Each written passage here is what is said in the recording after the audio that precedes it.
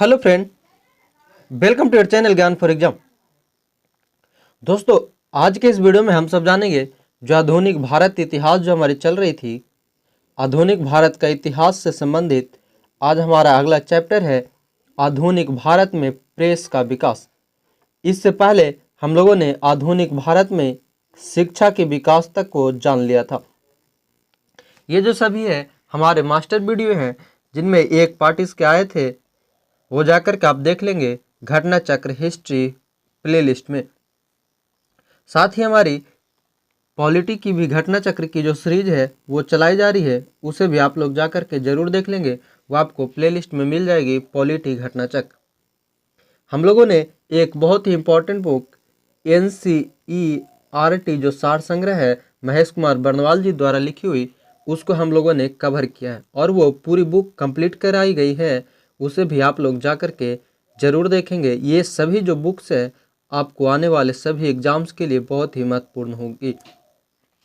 ये जो हमारे आधुनिक भारत के इतिहास है, ये ऐसे चैप्टर है जो कि आपके हर एग्जाम, चाहे वो आपका आने वाला 66 BPSC हो, रेलवे का NTPC ग्रुप डी हो, बिहार दरोगा हो, मेंस हो, UP PCS हो, ऑल अदर स्टेट PCS हो, इन सभी एग्जाम्स में ये बहुत ही इम्पोर्टेंट रोल अदा करती है। तो जानेंगे आज आधुनिक भारत में प्रेस का विकास। शुरू करने से पहले जो लोग हमारे साथ अभी तक नहीं जुड़े हैं वो हमारे चैनल को सब्सक्राइब कर लें और बेल आइकन को ऑन कर लें, जिससे आने वाले सभी वीडियोज की नोटिफिकेशन मिलता रहे। वीडियो को एक बार शेयर, लाइक, कमेंट्स जरूर कर दें ताकि आपके माध्यम से अन्य सभी भी लाभान्वित हो सके। तो शुरू करेंगे आधुनिक भारत में प्रेस का विकास से पहला पॉइंट। और ये सभी जो है वन लाइनर है, पर कहने को वन लाइनर, पर आपका एक एक नंबर यहाँ से बहुत ही इंपॉर्टेंट निकलती है। तो जानते हैं, पहला है भारत का पहला समाचार पत्र था बंगाल गजट। भारत का पहला समाचार पत्र जो था वह था बंगाल गजट। ब्लेजली, हेस्टिंग्स, जॉन एडम्स तथा डलहौजी में सर्वप्रथम प्रेस सेंसरशिप लागू की थी ब्लेजली ने। प्रेस सेंसरशिप लागू करने वाला व्यक्ति था, गवर्नर था ब्लेजली। 1878 का वर्नाक्युलर प्रेस एक्ट रद्द किया था लॉर्ड रिपन ने। वर्नाक्युलर प्रेस एक्ट का परिवर्तन किया लॉर्ड लीटन ने। आप एक एक पॉइंट को ध्यानपूर्वक समझते चलेंगे, सुनते चलेंगे और याद करते चलेंगे। यहाँ पर कोई भी एक्सप्लेनेशन की बात है ही नहीं, क्योंकि हम लोगों ने इतनी बढ़िया से NCERT सार संग्रह को पढ़ा है कि आपको एक्सप्लेनेशन की उतनी ज़रूरत नहीं पड़ेगी। फिर भी आगे जहाँ पर पॉसिबल होगी और जो ज़रूरी होगी वहाँ आपको एक्सप्लेनेशन दी जाएगी। वह गवर्नर जनरल जिसके समय भारतीय भाषा प्रेस अधिनियम समाप्त की। भारतीय भाषा प्रेस अधिनियम को समाप्त करने वाला व्यक्ति था लॉर्ड रिपन। पत्रकार के कर्तव्य का निर्वहन करते हुए जेल जाने वाले प्रथम भारतीय बाल गंगाधर तिलक थे। अमेरिका में फ्री हिंदुस्तान अखबार शुरू किया था तारकनाथ दास ने। फारसी साप्ताहिक मीरातुल अखबार को प्रकाशित करते थे राजा राम मोहन राय। 1880 के दशक में इंडियन मिरर अखबार का प्रकाशन होता था कलकत्ता से। गदर पत्र का प्रथम अंक प्रकाशित हुआ था उर्दू भाषा में। गदर पार्टी का पत्र गदर जो था एक साप्ताहिक पत्र था। अमृत बाजार पत्रिका की स्थापना की शिशिर कुमार घोष ने। लोकमान्य बाल गंगाधर तिलक ने भारतीय स्वतंत्रता संग्राम की सेवा के उद्देश्य से जो समाचार पत्र प्रारंभ किया वह है केसरी। केसरी जो था भारतीय स्वतंत्रता संग्राम की सेवा के उद्देश्य से निकाली गई समाचार पत्र थी। क्रांतिकारी काल की लोकप्रिय पत्रिकाओं जो अनेक कारणों से कांग्रेस की आलोचना करती है वह है बंगवासी, काल तथा केसरी। वह समाचार पत्र जिन्होंने भारतीय स्वतंत्रता संग्राम के काल में क्रांतिकारी आतंकवाद की वकालत की थी वह है क्रांतिकारी पत्रकार पत्र संध्या, युगांतर तथा काल। ये ऐसे पत्र जो है संध्या, युगांतर और काल क्रांतिकारी पत्र के रूप में भी जानी जाती है। सोम प्रकाश नामक समाचार पत्र शुरू की गई थी ईश्वर चंद्र विद्यासागर द्वारा। New India, leader, young India तथा फ्री प्रेस जनरल अखबारों में से मुख्यतः उदारवादियों की नीतियों का प्रचारक था लीडर। उदारवादियों की नीतियों का प्रचारक था लीडर। द इंडियन ओपिनियन पत्र नहीं छापा जाता था उर्दू भाषा में। इंडियन ओपिनियन पत्रिका के प्रथम संपादक थे मनसुख लाल नजर। इंडियन ओपिनियन जो थे इसके प्रथम संस्थापक यानी कि स्थापना के समय के जो संस्थापक थे वह थे मनसुख लाल नजर। एक साप्ताहिक के रूप में यंग इंडिया का शुभारंभ किया गया था होम रूल पार्टी द्वारा। भारतीयों द्वारा अंग्रेजी भाषा में प्रकाशित प्रथम समाचार पत्र हिंदू पैट्रियट। नील आंदोलन का जमकर समर्थन करने वाले हिंदू पैट्रियट के संपादक थे हरिश्चंद्र मुखर्जी। जो हिंदू पैट्रियट समाचार पत्र थी जो कि प्रथम अंग्रेजी भाषा की समाचार पत्र थी भारतीयों का, और यह समर्थन किया था नील दर्पण को, नील आंदोलन को। अंग्रेजी साप्ताहिक वंदे मातरम के साथ अपने को संबंध किया अरविंद घोष ने। इंडियन नेशन, पंजाब केसरी, प्रभाकर तथा डॉन में से जिस अखबार का प्रकाशन पटना से होता है वह है इंडियन नेशन। जो इंडियन नेशन पेपर है, पत्र है, वह पटना से प्रकाशित होता था। संदेश वाहिनी के संस्थापक थे के रामकृष्ण पिल्लई। अंग्रेजी पत्र इंडिपेंडेंट जुड़ा था मोतीलाल नेहरू से। आगे है सही सुमेलित करना है। सूची 1 में है समाचार पत्र और सूची 2 में है भाषा। सूची 1 है भारत मित्र। भारत मित्र जो है वह हिंदी में लिखी गई समाचार पत्र है। राष्ट्रमत मराठी में लिखी गई है।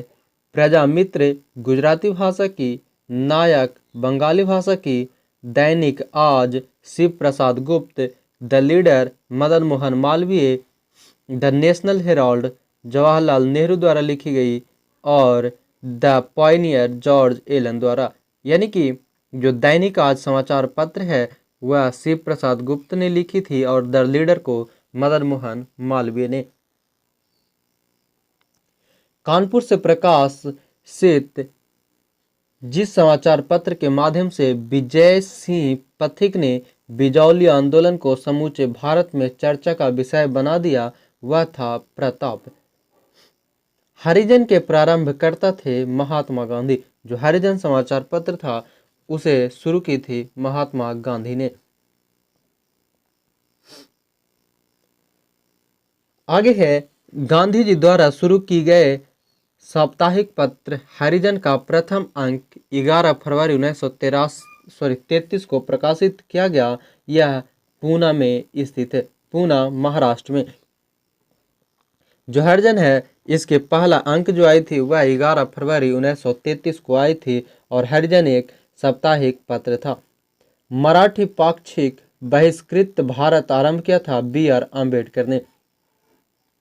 अल हिलाल, कॉमरेड, द इंडियन सोशियोलॉजिस्ट तथा जमींदार में से वह जनरल जो अबुल कलाम आज़ाद द्वारा प्रकाशित की गई थी वह है अल हिलाल। अल हिलाल को अबुल कलाम आज़ाद द्वारा प्रकाशित किया जाता था। वर्ष 1920 में लाहौर से लाजपत राय द्वारा जिस उर्दू समाचार पत्र को प्रारंभ किया गया था वह है वंदे मातरम। वंदे मातरम को लाला लाजपत राय द्वारा 1920 में प्रकाशित की गई थी। सही सुमेलित है। सूची 1 है समाचार पत्र और सूची 2 है संपादक।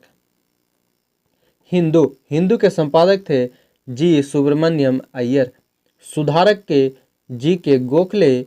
वॉइस ऑफ इंडिया समाचार पत्र के संपादक दादा भाई नौरोजी। बंगाली पत्र के S.N. बनर्जी। बॉम्बे क्रॉनिकल के फिरोज शाह मेहता। कॉमनवेल्थ के एनी बेसेंट।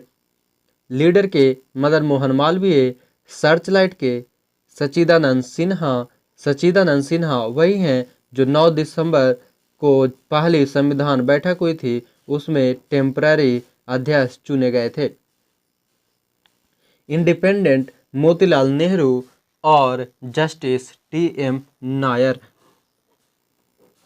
अगला है सही सुमेलित है। सूची 1 है अबुल कलाम आज़ाद। अबुल कलाम आज़ाद द्वारा लिखी गई पुस्तक यानी कि समाचार जो पत्र है वह है अल हिलाल।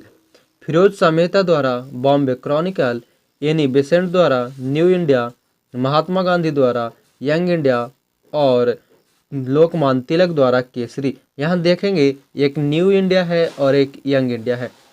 न्यू इंडिया जो है वह एनी बेसेंट द्वारा और यंग इंडिया महात्मा गांधी द्वारा। कौमी आवाज पत्र का आरंभ किया था जवाहरलाल नेहरू ने। सही सुमेलित करना है नवजीवन M.K. गांधी, स्वराज्य T. प्रकाशम, प्रभात N.C. केलकर और कौमी आवाज पत्र के संपादक जवाहरलाल नेहरू। आगे है सही सुमेलित करना है। महात्मा गांधी द्वारा लिखी गई अखबार है यंग इंडिया, बाल गंगाधर तिलक द्वारा केसरी, एनी बेसेंट द्वारा कॉमनवेल्थ, B.R. अम्बेडकर द्वारा मूक नायक, एनी बेसेंट द्वारा न्यू इंडिया और दादा भाई नौरोजी द्वारा राष्ट्र गुफ्तार। एनी बेसेंट द्वारा निकाले जाने वाले 2 अखबार थे कॉमनवेल्थ और न्यू इंडिया। सही सुमेलित करना है बिपिन चंद्र पाल न्यू इंडिया। अब यहाँ पे कन्फ्यूजन है कि बिपिन चंद्र पाल न्यू इंडिया, तो न्यू इंडिया जो है वह एनी बेसेंट और बिपिन चंद्र पाल की दोनों की सहयोगिता से लाई जाती थी। अरविंद घोष वंदे मातरम, ब्रह्मा बांधव उपाध्याय, संध्या, मोहम्मद अली, कॉमरेड। आगे सही सुमेलित है S.A. Dange the Socialist, Muzaffar Ahmad, Navayug, Ghulam Hussain, Iqbal और M. Singaravelu, Labour Kisan Gazette. अब अगला चैप्टर है हमारा सामाजिक एवं धार्मिक सुधार आंदोलन, यानी कि अब हम लोग जानेंगे धार्मिक सुधार और सामाजिक सुधार आंदोलन के बारे में। पहला पॉइंट है 19वीं शताब्दी के धर्म एवं समाज सुधार आंदोलनों में जनसंख्या के जिस वर्ग को मुख्यतः आकर्षित किया वह है बुद्धिजीवी, नगरीय उच्च जातियां और उदार राजवाड़े।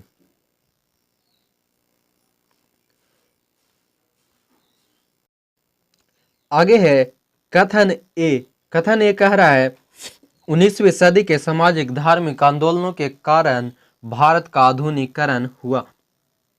और कारण आर है सामाजिक धार्मिक आंदोलनों के मूल में बुद्धिवाद, वैज्ञानिक दृष्टिकोण तथा अन्य ऐसे विचार थे जो आधुनिकता के आधार माने जाते हैं। तो यहाँ जो सही है वह कथन ए और आर दोनों सही है और ए सही व्याख्या करता है आर का। कुलीन जमींदार, नवीन धनवान व्यापारी, शिक्षित हिंदू मध्यम वर्ग तथा शिक्षित मुसलमान में से वह वर्ग जिसे सर्वप्रथम पश्चिम सभ्यता ने प्रभावित किया। पश्चिमी सभ्यता को सबसे ज्यादा प्रभावित किया था शिक्षित हिंदू मध्यम वर्ग को। भारतीय जागृति का जनक राजा राम मोहन राय को कहा जाता है। भारतीय पुनर्जागरण का पिता राजा राम मोहन राय, भारतीय राष्ट्रवाद का पैगंबर राजा राम मोहन राय, आधुनिक पुरुष, भारत का प्रथम आधुनिक पुरुष कहा जाता है राजा राम मोहन राय को।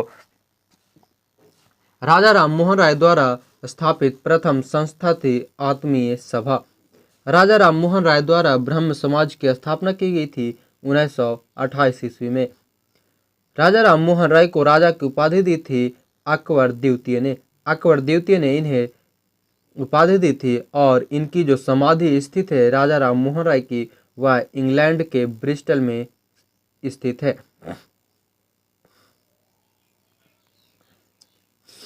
आगे कलकत्ता यूनिटेरियन कमेटी, टेवरन केल ऑफ न्यू डिस्पेंसन तथा इंडियन रिफॉर्म एसोसिएशन में से केशव चंद्र सेन का संबंध है। केशव चंद्र सेन जो थे उनका संबंध टेबरनेकल ऑफ न्यू डिस्पेंसन तथा इंडियन रिफॉर्म एसोसिएशन की स्थापना से है। भारतीय समाज ब्रह्म समाज के संस्थापक थे केशव चंद्र सेन। ध्यान रखना है, एक ब्रह्म समाज है और एक भारतीय ब्रह्म समाज है। ब्रह्म समाज की स्थापना राजा राम मोहन राय द्वारा और भारतीय ब्रह्म समाज की स्थापना केशव चंद्र सेन द्वारा की गई थी। ब्रह्म समाज का सिद्धांत आधारित है एक देव बाद में, यानी कि एकेश्वर बाद में। बाल विवाह, सती प्रथा, पाश्चात्य शिक्षा तथा मूर्ति पूजा में से वह जिसका विरोध राजा राम मोहन राय ने नहीं किया था, ध्यान रखना है, नहीं किया था, तो वह है पाश्चात्य शिक्षा की। पाश्चात्य शिक्षा का विरोध राजा राम मोहन राय द्वारा नहीं की गई है। अन्य बाल विवाह, सती प्रथा और मूर्ति पूजा के बारे में की गई है। ब्रह्म समाज के बारे में सही है, इसने मूर्ति पूजा का विरोध किया। धार्मिक ग्रंथों की व्याख्या के लिए उसने पुरोहित वर्ग को अस्वीकार किया। 19वीं शताब्दी के उत्तरार्ध में नव हिंदूवाद यानी कि न्यू हिंदुइज्म के सर्वश्रेष्ठ प्रतिनिधि थे स्वामी विवेकानंद। विवेकानंद ने शिकागो में आयोजित पार्लियामेंट ऑफ वर्ल्ड रिलीजन्स में भाग लिया था। धर्म संघ सम्मेलन में जो भाग लिया था 1893 ईस्वी में। प्रख्यात समाज सुधारक जिसने ज्ञान योग, कर्मयोग तथा राजयोग नामक पुस्तकें लिखी। ज्ञान योग, राजयोग और कर्मयोग पुस्तकें लिखी गई थी स्वामी विवेकानंद द्वारा।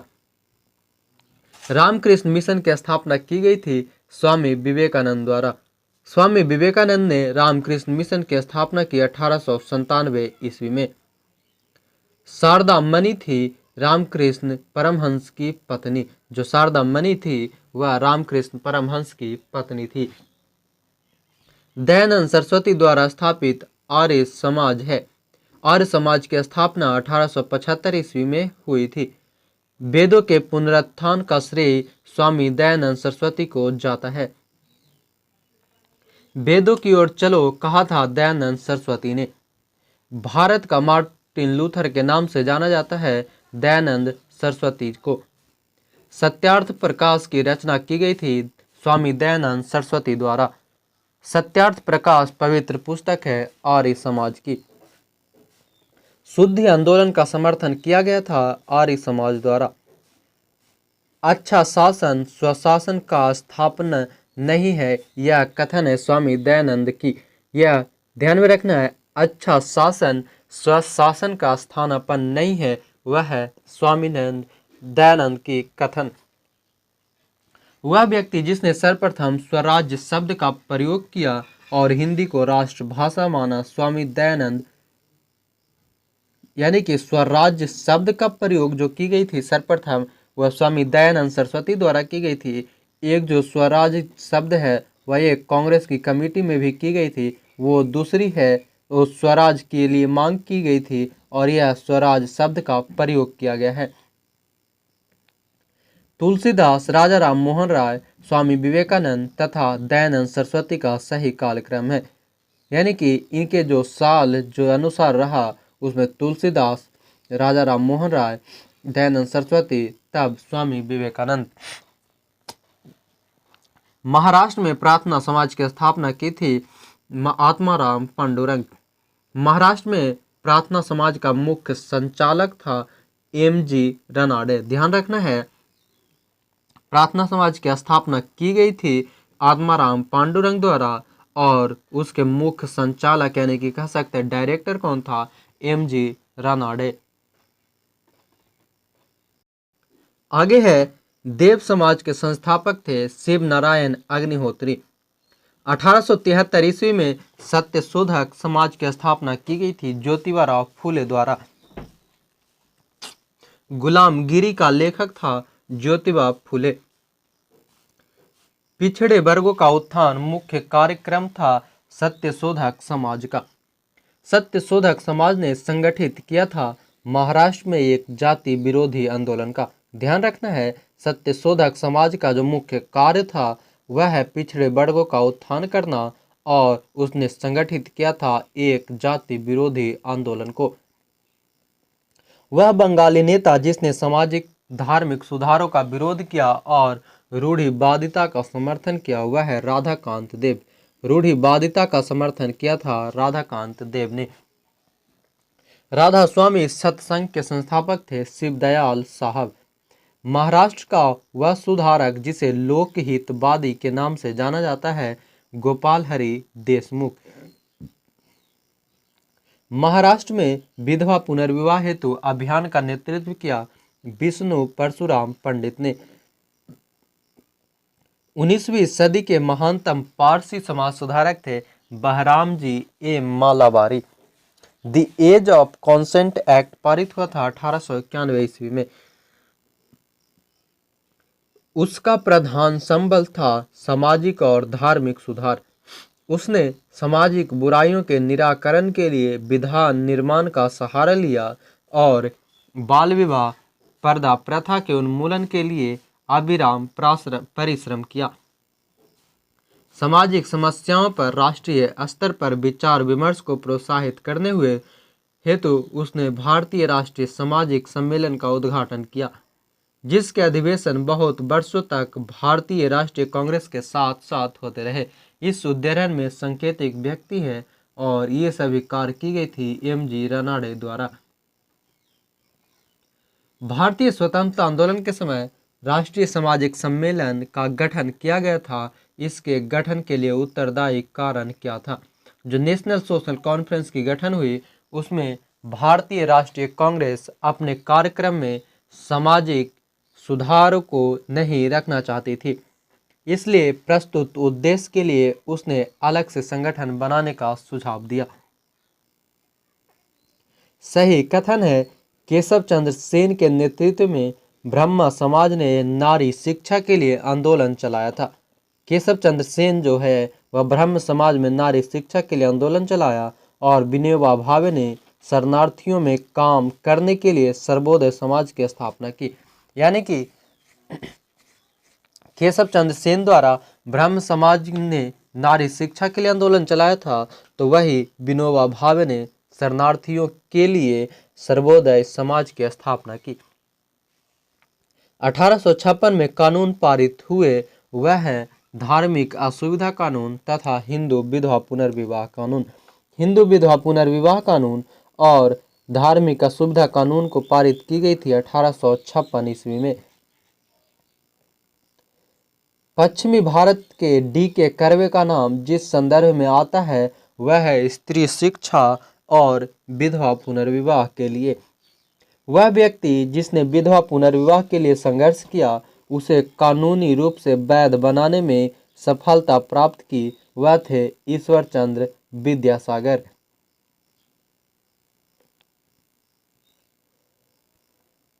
आगे है सही कथन है। 1829 ईस्वी में विलियम बेंटिक ने सती प्रथा को कानून द्वारा अपराध घोषित कर दिया।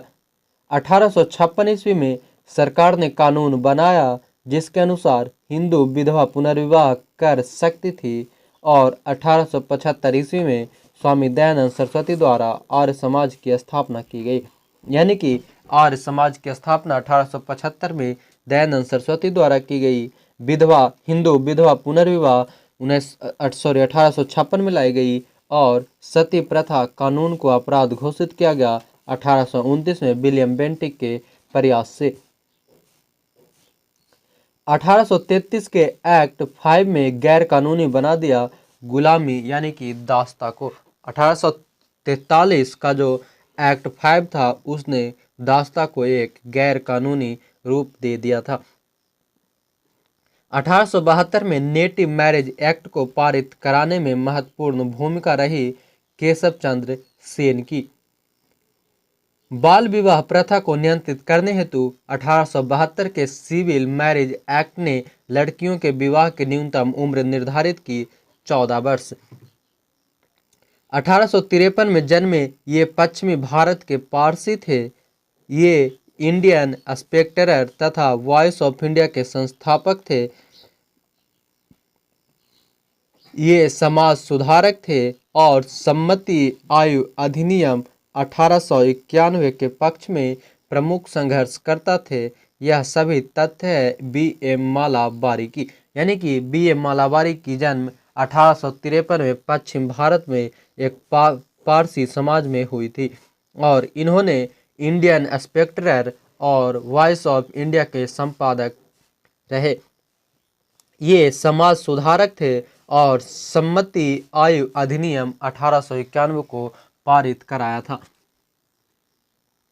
शारदा अधिनियम के अंतर्गत लड़कियों तथा लड़कों की विवाह की न्यूनतम आयु निर्धारित की गई थी। लड़कियों के लिए 14 वर्ष और लड़कों के लिए 18 वर्ष। शारदा एक्ट संबंधित था बाल विवाह प्रतिबंध से। थियोसोफिकल सोसाइटी की स्थापना थी मैडम एच ब्लावेट्स्की। भारत में थियोसोफिकल सोसाइटी की सफलता मुख्यतः थी एनी बेसेंट के कारण, यानी कि थियोसोफिकल सोसाइटी की स्थापना की थी ब्लावेट्स्की और भारत में उसकी सफलता हुई थी एनी बेसेंट के कारण। आगे सही सुमेलित है। राजा राम मोहन राय ने ब्रह्म समाज की स्थापना की। स्वामी दयानंद सरस्वती ने आर्य समाज की। स्वामी विवेकानंद ने रामकृष्ण मिशन की और महादेव गोविंद रानाडे ने प्रार्थना समाज की स्थापना की। आगे है थियोसोफिकल सोसाइटी की स्थापना एनी बेसेंट। ये एनी बेसेंट के नाम यहाँ पे भारत के नाम पर आई है। भारत के मामलों में एनी बेसेंट और ऐसे की जाए तो ब्लाटी बेस्टिक। प्रार्थना समाज डॉक्टर आत्माराम पांडुरंग। आत्मीय सभा राजा राम मोहन राय। भारतीय ब्रह्म समाज केशव चंद्र सेन और राधा स्वामी सत्संग की स्थापना तुलसीदास द्वारा की गई थी। आगे है सही सुमेलित है ब्रह्म समाज। ब्रह्म समाज की स्थापना कलकत्ता में, मानव धर्म सभा की स्थापना सूरत में, आर्य समाज की स्थापना बम्बई में और नदवा उल उलमा लखनऊ में की गई थी। आगे है सही सुमेलित है सत्य शोधक समाज। सत्य शोधक समाज ज्योतिबा फुले द्वारा Mohammedan Anglo Oriental college Aligarh, sir Syed Ahmad Khan द्वारा तत्वबोधिनी सभा देवेंद्रनाथ टैगोर द्वारा और the servant of India society Gopal Krishna Gokhale द्वारा की गई थी। आगे है एम.सी. सीतलवाड़, बी.एन. राव तथा अल्लादी कृष्ण स्वामी अय्यर प्रख्यात सदस्य थे सर्वेंट ऑफ इंडिया सोसाइटी के। सर्वेंट ऑफ इंडिया सोसाइटी की स्थापना की थी गोपाल कृष्ण गोखले ने। बहुजन समाज का संस्थापक था मुकुंद राव पाटिल। नडारों द्वारा मंदिरों में प्रवेश के अधिकार की मांग की प्रस्तुति के कारण 1899 में भयंकर दंगे हुए थे तिरुनबेली में। यानी जो तिरुनबेली में 1899 की भयंकर दंगा हुई थी उसका प्रमुख कारण था नडारों द्वारा मंदिर में प्रवेश के अधिकार। यदि भगवान अस्पृश्यता को सहन करते हैं तो मैं उन्हें कभी भगवान नहीं मानूंगा, यह कथन था बाल गंगाधर तिलक का। सही सुमेलित है। राजा राम मोहन राय यह कहा कि हिंदू धर्म का शुद्धतम रूप उपनिषदों में निहित है। केशव चंद्र सेन की कथन है ब्रह्मवाद को विश्व धर्म बनाना चाहिए। दयानंद सरस्वती हिंदू धर्म की पहचान वेदों में संस्थापित धर्म से की गई है और रामकृष्ण परमहंस ने ईश्वर तक पहुंचने के कई मार्ग हो सकते हैं इस पर जोर दिए। समाज सुधारक जो संस्कृत भाषा में प्रवीणता के लिए जाने जाते हैं वह हैं दयानंद सरस्वती, ईश्वर चंद्र विद्यासागर तथा राजा राम मोहन राय। सही कथन है ब्रह्म समाज एकेश्वरवाद का समर्थन करता था। आर्य समाज ने शिक्षा के विकास में योगदान दिया और रामकृष्ण मिशन की स्थापना स्वामी विवेकानंद ने की थी। स्वामी विवेकानंद के गुरु थे रामकृष्ण परमहंस। आगे भारत में नारी आंदोलन प्रारंभ हुआ था ज्योतिबा फूले की प्रेरणा से। ब्रह्म समाज, रामकृष्ण मिशन और आर्य समाज में समानता थी। तीनों ही राजनैतिक उद्देश्यों के लिए नहीं बने, लेकिन तीनों ने ही देशभक्ति की भावना के विकास में सहायता दी थी। यानी कि ब्रह्म समाज, रामकृष्ण मिशन और आर्य समाज की समानता यह थी कि उन्होंने देशभक्ति की भावना को विकसित किया, पर राजनैतिक उद्देश्य दृष्टिकोण नहीं बनाया। सही कथन है। डॉक्टर एनी बेसेंट थियोसोफिस्ट थी। थियोसोफिकल सोसाइटी का अंतर्राष्ट्रीय मुख्यालय मद्रास में है। स्वामी दयानंद सरस्वती ने आर्य समाज की स्थापना की। ये सभी जो कथन है वह सही है। दार उल उलूम की स्थापना की थी मौलाना हुसैन अहमद ने। दार उल उलूम की स्थापना की गई थी मौलाना हुसैन अहमद द्वारा। आगे देवबंद आंदोलन यूपी उस समय की संयुक्त प्रांत में आरंभ हुआ था 1866 में। 1866 की देवबंद आंदोलन तत्कालीन संयुक्त प्रांत में हुई थी, वर्तमान का उत्तर प्रदेश। 1924 का बंगाल का तारकेश्वर आंदोलन विरुद्ध था मंदिरों में भ्रष्टाचार का। हाल ही पद्धति संबंधित थी बंधुआ मजदूर से। अब आगे है कांग्रेस से पूर्व स्थापित राजनीतिक संस्थाएं। भारत में जो राजनीतिक संगठन की स्थापना 1838 में हुई उसका नाम था जमींदारी एसोसिएशन। जमींदारी एसोसिएशन की स्थापना की गई थी 1838 ईस्वी में। The Deccan Association, the Indian Association, the Madras Mahajan Sabha एवं द पूना सार्वजनिक सभा में से जिसने 1875 ईस्वी में हाउस ऑफ कॉमन्स में एक याचिका प्रस्तुत करते हुए ब्रिटिश संसद में भारत के प्रत्यक्ष प्रतिनिधित्व की मांग की, वह है द हिंदू पूना सार्वजनिक सभा। यानी कि द पूना सार्वजनिक सभा ने 1875 के हाउस ऑफ कॉमन्स में एक याचिका दायर की थी और वहां पे मांग की ब्रिटिश संसद में भारत के प्रत्यक्ष प्रतिनिधित्व की। इंडियन एसोसिएशन के संस्थापक थे एस.एन. बनर्जी। राष्ट्रीय कांग्रेस से पूर्व सबसे प्रमुख संस्था थी Indian association of Calcutta. Satyendranath Tagore, Surendranath Banerjee, R C. Dutt तथा सुभाष चंद्र बोस में से वह नेता जो ब्रिटिश द्वारा इंडियन सिविल सर्विस में बर्खास्त किया गया था। इंडियन सिविल सर्विस में बर्खास्त किए जाने वाले व्यक्ति थे सुरेंद्रनाथ बनर्जी।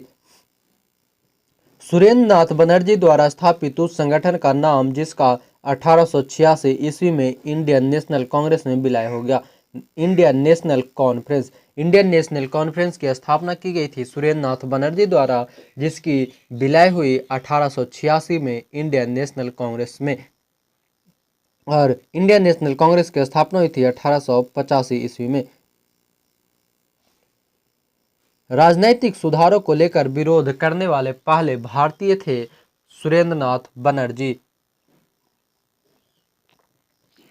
सही कालक्रम है। सबसे पहले बॉम्बे एसोसिएशन बनी, फिर इंडियन लीग, फिर इंडियन एसोसिएशन, तब मद्रास महाजन सभा। मद्रास महाजन सभा की स्थापना हुई थी 1884 ईस्वी में।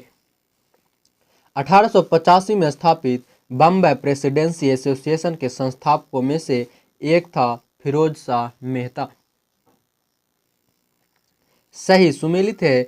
ब्रिटिश इंडिया सोसाइटी लंदन में, ईस्ट इंडिया एसोसिएशन लंदन में, नेशनल इंडिया एसोसिएशन लंदन में, इंडियन एसोसिएशन कलकत्ता में हुई थी। आगे संस्थाओं का सही कालक्रम है। बंग Bhasha Prakashika Sabha, land holder society, Bengal British India society और इंडियन लीग। आगे है सही सुमेलित है। सूची 1 है संगठन और सूची 2 में है संस्थापक। लैंड होल्डर सोसाइटी के संस्थापक Dwarkanath Tagore. British India society के संस्थापक विलियम एडम्स, इंडियन सोसाइटी के संस्थापक आनंद मोहन बोस और इंडियन एसोसिएशन की स्थापना एस.एन. बनर्जी। आगे सही सुमेलित है।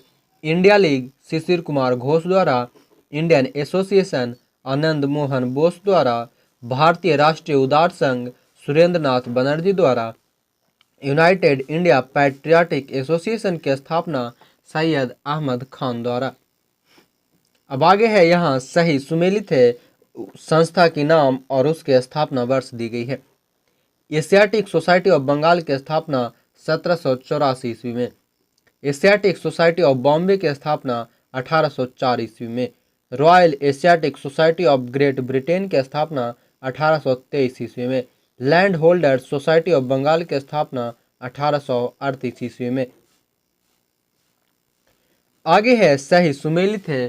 सूची 1 और सूची 2 में ब्रिटिश इंडियन एसोसिएशन की स्थापना राधाकांत देव ने। बॉम्बे प्रेसिडेंसी एसोसिएशन की स्थापना के.टी. तिलक द्वारा। सेंट्रल मोहम्मडन नेशनल एसोसिएशन की स्थापना सैयद अमीर अली द्वारा। सर्वेंट ऑफ इंडिया सोसाइटी की स्थापना गोपाल कृष्ण गोखले द्वारा। अब अगला चैप्टर है हमारा भारतीय राष्ट्रीय कांग्रेस। भारतीय राष्ट्रीय कांग्रेस से संबंधित सभी पॉइंट यहाँ पर जानेंगे। भारतीय राष्ट्रीय कांग्रेस की स्थापना की गई थी ए.ओ. ह्यूम द्वारा 1850 ईस्वी में। भारतीय राष्ट्रीय कांग्रेस के संस्थापक थे एक असैनिक सेवक। भारतीय राष्ट्रीय कांग्रेस की स्थापना 1850 ईस्वी में ए.ओ. ह्यूम द्वारा की गई थी। भारतीय राष्ट्रीय कांग्रेस के प्रथम अधिवेशन में भाग लेने वाले कुल प्रतिनिधि थे 72। भारतीय राष्ट्रीय कांग्रेस का प्रथम अधिवेशन हुआ था बम्बई में। भारतीय राष्ट्रीय कांग्रेस के पहले अध्यक्ष थे डब्ल्यू.सी. बनर्जी। अब यहाँ पर भी ध्यान रखना है, संस्थापक थे ए.ओ. ह्यूम और पहले अध्यक्ष थे डब्ल्यू.सी. बनर्जी। भारतीय राष्ट्रीय कांग्रेस का 1885 में महासचिव था ए.ओ. ह्यूम। भारतीय राष्ट्रीय कांग्रेस की स्थापना के समय भारत का वायसराय था लॉर्ड डफरिन। कांग्रेस को सूक्ष्मदर्शी अल्पसंख्यक जनता का प्रतिनिधि बताते हुए उसका मजाक उड़ाया था लॉर्ड डफरिन ने। दादा भाई नौरोजी, जी सुब्रमण्यम अय्यर, जस्टिस रानाडे तथा सुरेंद्र नाथ बनर्जी में से भारतीय राष्ट्रीय कांग्रेस की स्थापना अधिवेशन में उपस्थित नहीं था सुरेंद्र नाथ बनर्जी। भारतीय राष्ट्रीय कांग्रेस के दूसरे अधिवेशन की अध्यक्षता की दादा भाई नौरोजी ने। कांग्रेस के लिए समर्थन प्राप्त करने के लिए 1889 ईस्वी में एक समिति स्थापित की गई और उस समिति को स्थापित किया था विलियम डिग्बी ने। यानी कि कांग्रेस के समर्थन देने के लिए 1889 में एक समिति बनी, उसके सभापति रहे विलियम डिग्बी। भारतीय राष्ट्रीय कांग्रेस के प्रथम मुस्लिम अध्यक्ष थे बदरुद्दीन तैयब जी। भारतीय राष्ट्रीय कांग्रेस का प्रथम निर्वाचित यूरोपीय अध्यक्ष था जॉर्ज यूले। फिरोज शाह मेहता, हकीम अजमल खान, खान अब्दुल गफ्फार खान तथा सर सैयद अहमद में से वह भारतीय राष्ट्रीय कांग्रेस में कभी संबंध नहीं रहे, वह है सर सैयद अहमद खान। सर सैयद अहमद खान ने कभी भी भारतीय राष्ट्रीय कांग्रेस से संबंध नहीं रखा था। लाला लाजपत राय, एनी बेसेंट, मोतीलाल नेहरू तथा बाल गंगाधर तिलक में से वह जो भारतीय राष्ट्रीय कांग्रेस का अध्यक्ष कभी नहीं चुना गया, यह है बाल गंगाधर तिलक को, बाकी सभी चुने गए थे। लाल बाल पाल त्रिगुट का व्यक्ति जो भारतीय राष्ट्रीय कांग्रेस का अध्यक्ष हुआ, लाला लाजपत राय। ये जो लाल बाल पाल हैं, जिनमें लाला लाजपत राय, बाल गंगाधर तिलक और बीपी चंद्र पाल थे। सुचेता कृपलानी, अरुणा आसफ अली, एनी बेसेंट तथा विजया लक्ष्मी पंडित में से भारतीय राष्ट्रीय कांग्रेस रही वह एनी बेसेंट। वह अधिवेशन जिसके लिए कांग्रेस ने पहली बार एक महिला को अध्यक्ष चुना था।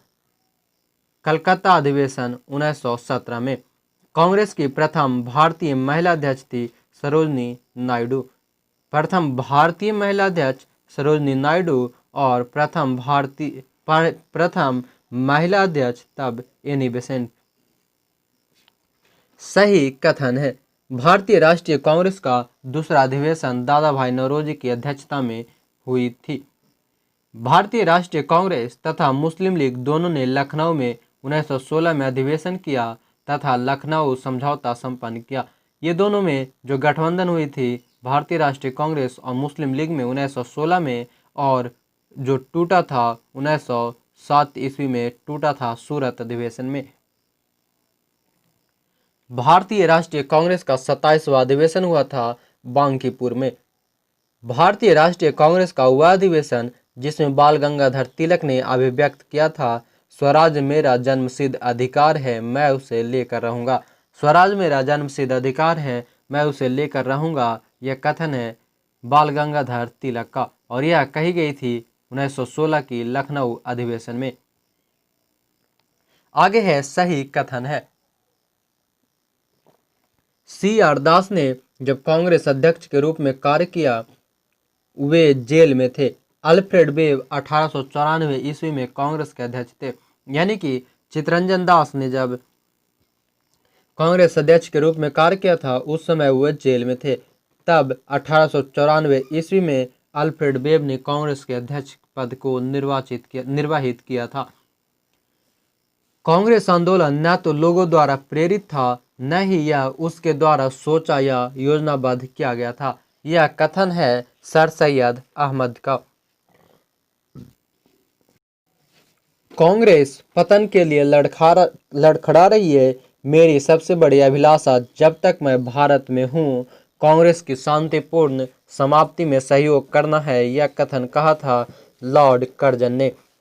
अध्यक्षीय संबोधन के समय जिस कांग्रेस अध्यक्ष ने हिंदी भाषा के लिए रोमन लिपि लागू करने की वकालत की थी वह थे सुभाष चंद्र बोस। हिंदी भाषा के लिए रोमन लिपि का वकालत किया था सुभाष चंद्र बोस ने।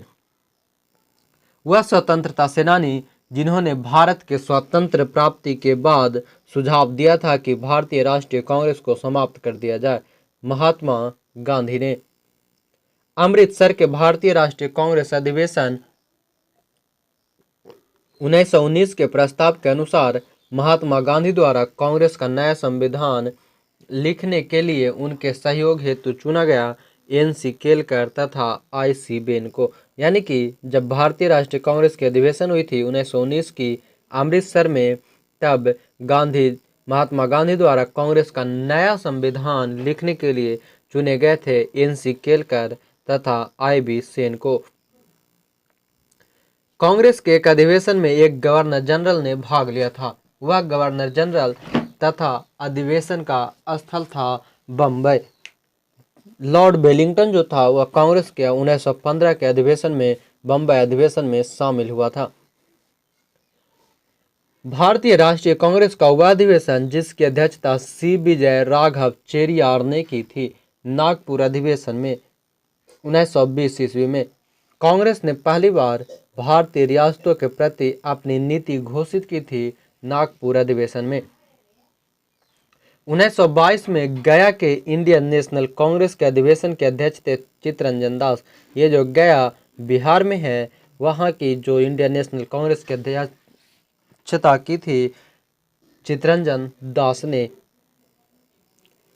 भारतीय राष्ट्रीय कांग्रेस के अध्यक्ष का सही क्रम है महात्मा गांधी, श्रीमती सरोजनी नायडू, जवाहरलाल नेहरू, वल्लभ भाई पटेल।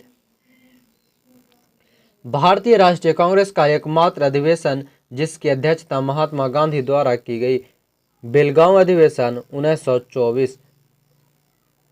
सही सम्मेलन है। एक तरफ है अध्यक्ष और दूसरी तरफ भारतीय राष्ट्रीय कांग्रेस की सभाओं के स्थान।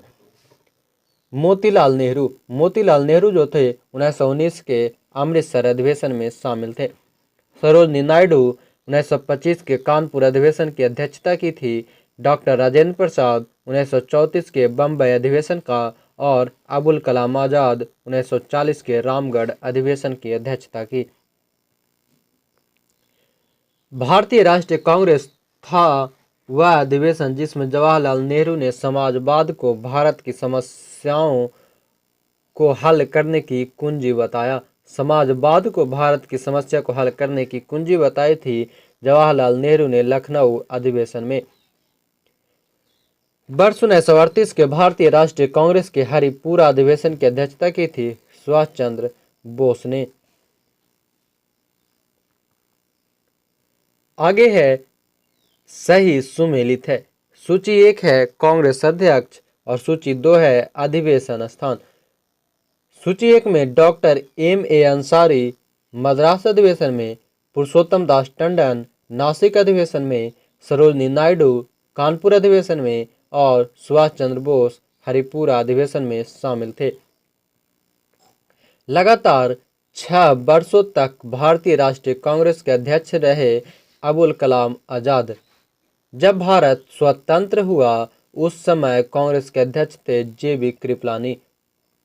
जन गण मन पहली बार गाया गया था भारतीय राष्ट्रीय कांग्रेस का कलकत्ता अधिवेशन 1911 में। भारतीय राष्ट्रीय कांग्रेस का अंतिम अधिवेशन जिसमें बाल गंगाधर तिलक ने भाग लिया था अमृतसर अधिवेशन 1919 में। अब आगे है कांग्रेस में गरम दल और नरम दल। कांग्रेस के नरम दल के नेताओं के आंदोलन की पद्धति थी राजा बाम्यबद्ध आंदोलन। वह आंदोलन जिसके कारण भारतीय राष्ट्रीय कांग्रेस का विभाजन हुआ, परिणाम स्वरूप नरम दल और गरम दल का उद्भव हुआ। स्वदेशी आंदोलन के समय ही नरम दल और गरम दल का उद्भव हुआ था। जो लोग अभी तक हमारे चैनल से नहीं जुड़े हैं वो चैनल को सब्सक्राइब कर लीजिए और साथ ही वीडियो को ज़्यादा से ज़्यादा लोगों तक एक बार शेयर जरूर कर दें। PDF के लिए डिस्क्रिप्शन में दिए गए लिंक से आप ग्रुप को ज्वाइन कर लेंगे। वहीं पर आपको डेली PDF तथा अन्य सभी अपडेट्स दी जाती है। साथ ही डेली टेलीग्राम ग्रुप पर क्यूज भी कराई जाती है, तो आप लोग वहां जरूर ज्वाइन करेंगे। आगे है अधिकतर नरमपंथी नेता थे शहरी क्षेत्र से। 1904 से लगातार भारत को स्वशासन देने पर बल दिया दादा भाई नौरोजी ने। बाल गंगाधर तिलक, मदन लाल, उधम सिंह तथा गोपाल कृष्ण गोखले ने उग्रपंथी नहीं था गोपाल कृष्ण गोखले।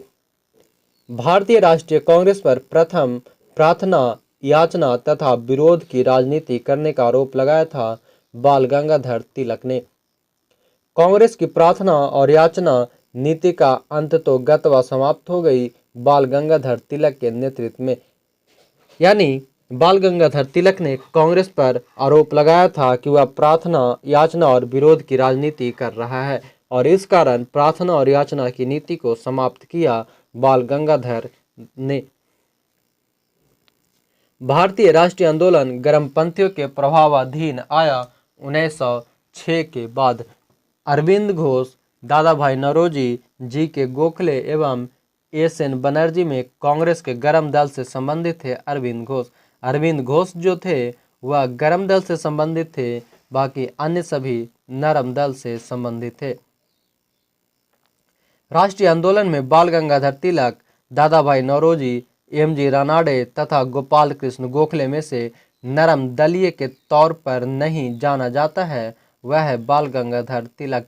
बाल गंगाधर तिलक का जो संबंध है वह गरम दल से है, बाकी अन्य सभी दादा भाई नौरोजी, M.G. रानाडे, गोपाल कृष्ण गोखले नरम दल से थे। शेर ए पंजाब के नाम से मशहूर थे लाला लाजपत राय। आगे फिरोज शाह मेहता, दादा भाई नौरोजी, गोपाल कृष्ण गोखले तथा लाला लाजपत राय में से भारतीय राष्ट्रीय कांग्रेस में उदारवादियों से जुड़ा नहीं लाला लाजपत राय। लाला लाजपत राय ने अपना राजनीतिक गुरु माना था मैजनी को। गोपाल कृष्ण गोखले, बाल गंगाधर तिलक, A.O. ह्यूम तथा मदन मोहन मालवीय में मध्यम मार्गी नहीं था बाल गंगाधर तिलक। स्वदेशी के समर्थक थे अरविंद घोष। भारतीय शांति के जनक के रूप में जाना जाता है लोकमान्य तिलक को। बाल गंगाधर तिलक को अशांति का जनक कहा था वैलेंटाइन सिरोल ने। बीजी तिलक को सजा के पश्चात जिसने दया की वकालत की और कहा था संस्कृत के एक विद्वान के रूप में तिलक में मेरी दिलचस्पी है, यह कथन था मैक्स मूलर ने। 1908 ईस्वी में 6 वर्ष के कारावास की सजा स्वतंत्रता संग्राम के जिस उग्रवादी नेता को दी गई थी वह है बाल गंगाधर तिलक को। बाल गंगाधर तिलक को 1908 में 6 साल की कैद की गई थी। भारत के आंदोलन स्वतंत्रता आंदोलन के प्रारंभिक दौर में उग्रवादी विचारधारा को निरूपित करता है। संवैधानिक साधनों एवं याचिकाओं के स्थान पर आक्रामक साधनों के स्वशासन प्राप्त करना। भारतीय मुसलमान समान रूप से उग्रवादी आंदोलन की ओर आकर्षित नहीं हुए। इसका कारण है उग्रवादियों की हिंदू अतीत का राग अलापने की नीति। कथन ए है बाल गंगाधर तिलक सांप्रदायिकतावादी थे और कारण आर है उन्होंने धर्म का राजनैतिक अस्त्र के रूप में प्रयोग किया। ए जो है कथन ए वह गलत है परंतु आर सही है। महाराष्ट्र में गणपति पर्व का श्री गणेश किया था बाल गंगाधर तिलक ने। वह व्यक्ति जिसने महाराष्ट्र के गणपति उत्सव का ऐसा कायाकल्प किया कि वह राष्ट्रीय उत्सव हो गया और उसका स्वरूप राजनैतिक हो गया, बाल गंगाधर तिलक ने। वह मुसलमान जिसने महात्मा गांधी के साथ बाल गंगाधर तिलक की अर्थी उठाई थी, शौकत अली। यानी महात्मा गांधी के साथ बाल गंगाधर तिलक की अर्थी उठाने वाला मुसलमान था शौकत अली। अब अगला चैप्टर है अपना भारत में क्रांतिकारी आंदोलन। क्रांतिकारी आंदोलन में पहला प्रश्न है क्रांतिकारियों के एक गुप्त समाज अभिनव भारत का गठन किया था बीडी सावरकर ने। 1905 में क्रांतिकारी संगठन अभिनव भारत को संगठित किया था महाराष्ट्र में। मित्र मेला संघ की शुरुआत की थी विनायक दामोदर सावरकर या बीडी सावरकर ने। आगे बीडी सावरकर के बारे में सही कथन है उन्होंने अभिनव भारत नामक क्रांतिकारी संगठन की स्थापना की। भारतीय राष्ट्रीय को प्रेरित करने के उद्देश्य से उन्होंने मैजनी की जीवनी लिखी। उन्होंने भारत का स्वतंत्रता संग्राम 1857 नामक पुस्तक लिखी जो 1857 विद्रोह का एक दृष्टिकोण राष्ट्रवादी दृष्टिकोण प्रदान करती है। ब्रिटिश कैद से मुक्त होने के लिए वे एक चलते जहाज से कूद पड़े। ये सभी कथन जो है बीडी सावरकर के बारे में कही गई है। हेडगेवार ने राष्ट्रीय स्वयंसेवक जो आरएसएस है उसकी स्थापना की थी 1925 में। अनुशीलन समिति की स्थापना पी मित्रा द्वारा की गई थी। बारिंद्र कुमार घोष के क्रियाकलापों में जिस गुप्त क्रांतिकारी संगठन को बंगाल में जन्म दिया वह है अनुशीलन समिति। बाल गंगाधर तिलक को लोकमान्य विशेषण दिया गया क्रांतिकारी आंदोलन के दौरान। स्वतंत्रता आंदोलन के क्रांतिकारी आतंकवादियों के पहले महत्वपूर्ण शासिकार बर्रा डकैती का स्थान है पूर्वी बंगाल। बर्रा डकैती जो हुआ था यह हुई थी पूर्वी बंगाल में।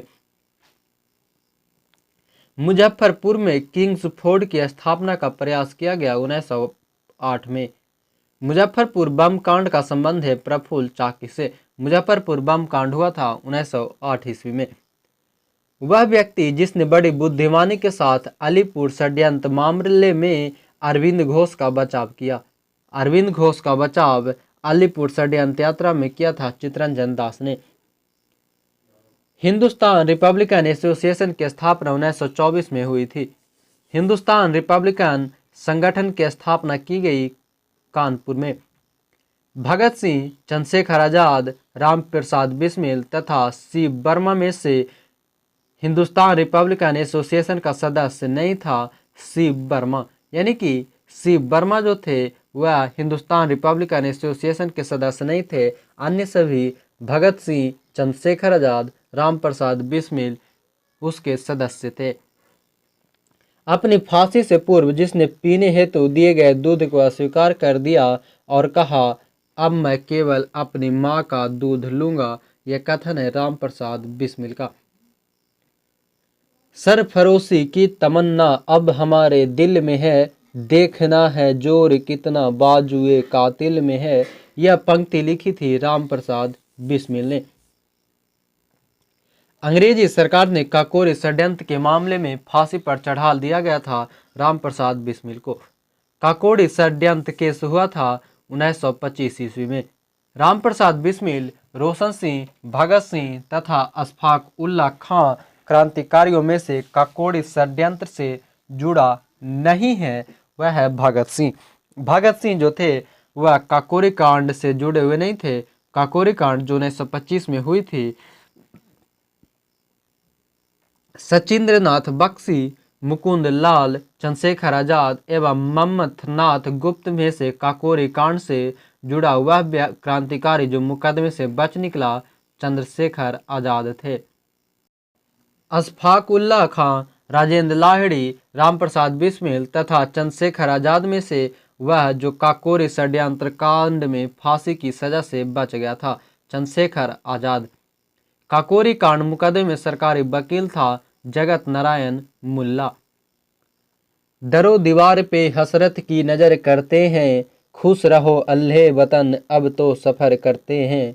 यह कथन था वाजिद अली शाह का। वाजिद अली शाह ने अपनी कथन में मरते समय कहा था, दरो दीवारों पे हसरत की नज़र करते हैं और खुश रहो अल्लाह वतन हम तो सफ़र करते हैं, यानी कि अब हम चलते हैं, अब खुश रहो अहले वतन, ये मेरे वतन के वासी। हिंदुस्तान सोशलिस्ट रिपब्लिकन एसोसिएशन गठित की गई थी चंद्रशेखर आजाद द्वारा। बाहरी ब्रिटिश सरकार को सुनाने हेतु केंद्रीय विधानसभा में अप्रैल 8, 1929 को बम फेंका था भगत सिंह तथा बटुकेश्वर दत्त ने। जो भारतीय ब्रिटिश सरकार था उसे वहां केंद्रीय विधानसभा में 8 अप्रैल 1929 को बम फेंकी गई थी भगत सिंह और बटुकेश्वर दत्त ने मिलकर के। हिंदुस्तान सोशलिस्ट रिपब्लिकन एसोसिएशन के संस्थापक नेताओं में एक थे भगत सिंह। सचिंद्रनाथ सान्याल द्वारा स्थापित हिंदुस्तान रिपब्लिकन एसोसिएशन का नाम बदलकर हिंदुस्तान सोशलिस्ट रिपब्लिकन एसोसिएशन कर दिया था चंद्रशेखर आजाद ने। यानी कि हिंदुस्तान रिपब्लिकन एसोसिएशन की स्थापना की सचिंद्र सान्याल ने और हिंदुस्तान सोशलिस्ट रिपब्लिकन एसोसिएशन की स्थापना की चंद्रशेखर आजाद ने। वर्ष 1928 में हिंदुस्तान सोशलिस्ट रिपब्लिकन एसोसिएशन की स्थापना दिल्ली में की गई थी चंद्रशेखर आजाद के द्वारा।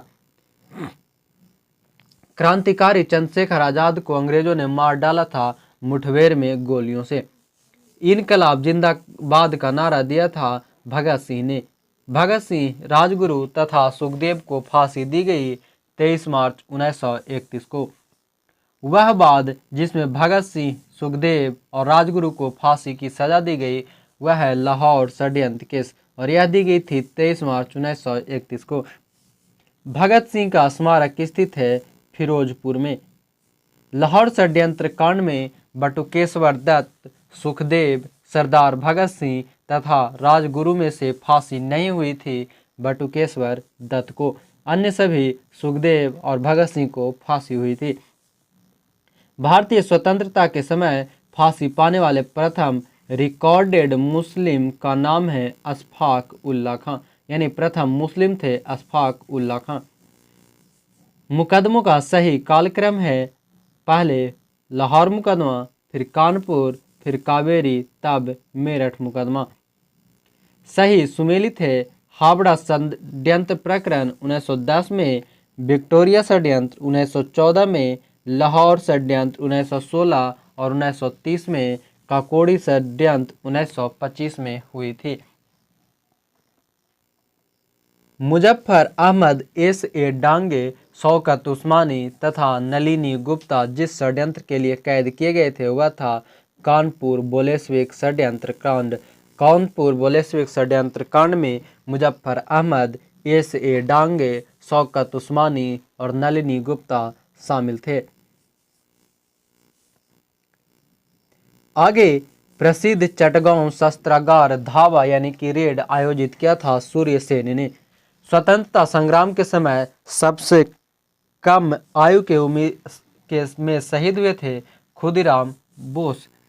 सही सुमेलित है सूची 1 और सूची 2। अभिनव भारत बी.डी. सावरकर, अनुशीलन समिति अरविंद घोष, गदर पार्टी लाला हरदयाल, स्वराज पार्टी चितरंजन दास। और फिर अगला है सही सुमेलित है। पहला सूची 1 संगठन, सूची 2 संस्थापक।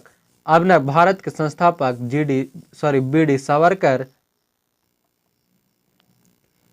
Savarkar, Mitra Mela B D. Savarkar, Indian Republican Army S Sen और Hindustan Republican Association S N. Sanyal यानी कि सचिंद्रनाथ सान्याल।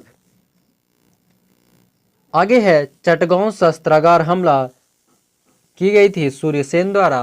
काकोरी षड्यंत्र की रचना की गई थी रामप्रसाद बिस्मिल द्वारा। लाहौर षड्यंत्र जतिन दास द्वारा और गदर पार्टी की गई थी लाला हरदयाल द्वारा।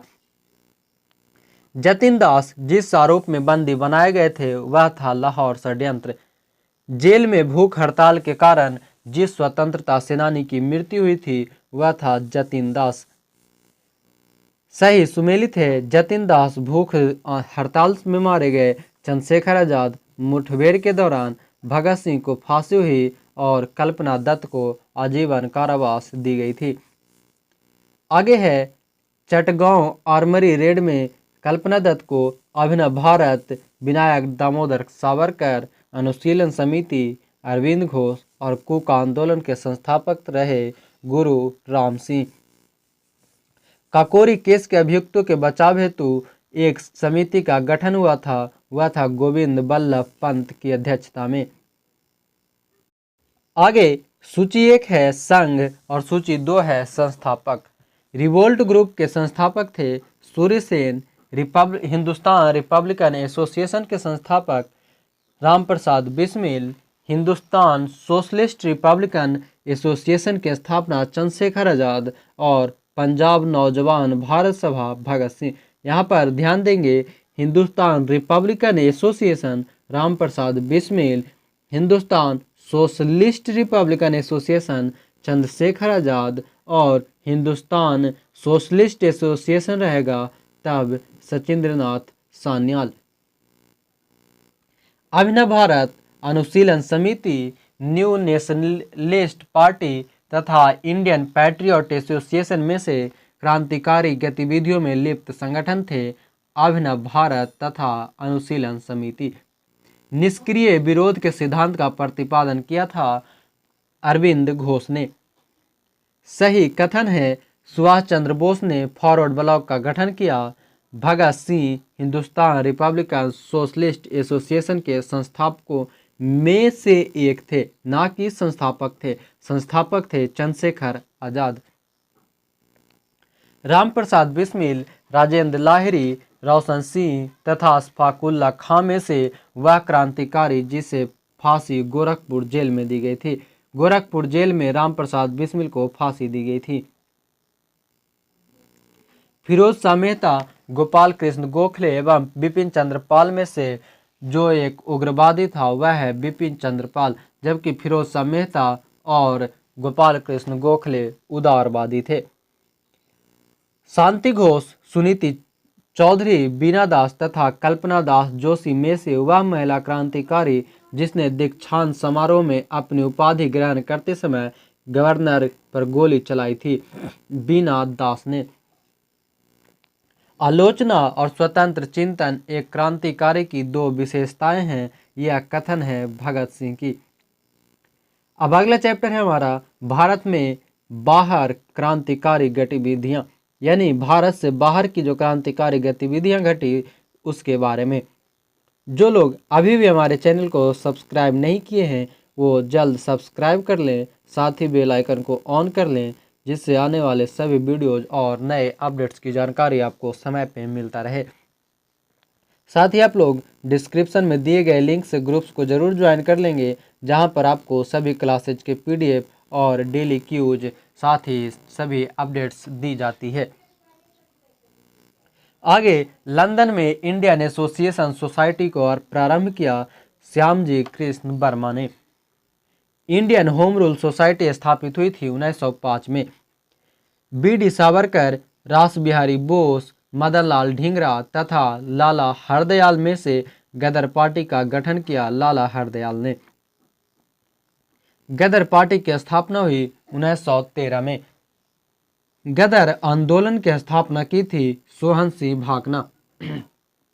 सॉरी, अब यहाँ ध्यान देंगे, गदर पार्टी की स्थापना की गई थी लाला हरदयाल द्वारा और गदर आंदोलन की स्थापना की गई थी सोहन सिंह भाकना द्वारा। इसे ध्यान में रखना है। गदर पार्टी का पहला सभापति है सोहन सिंह भाकना। प्रथम विश्व युद्ध के दौरान सक्रिय होने वाले गदर क्रांतिकारियों का आधार स्थल रहा पश्चिमी अमेरिका। गदर पार्टी की स्थापना हुई थी संयुक्त राज्य अमेरिका में, संयुक्त राज्य अमेरिका के सैन फ्रांसिस्को में। आगे गदर क्या था? गदर जो है भारतीयों का एक क्रांतिकारी संघ है जिसका प्रधान कार्यालय फ्रांसिस्को में था, सैन फ्रांसिस्को में।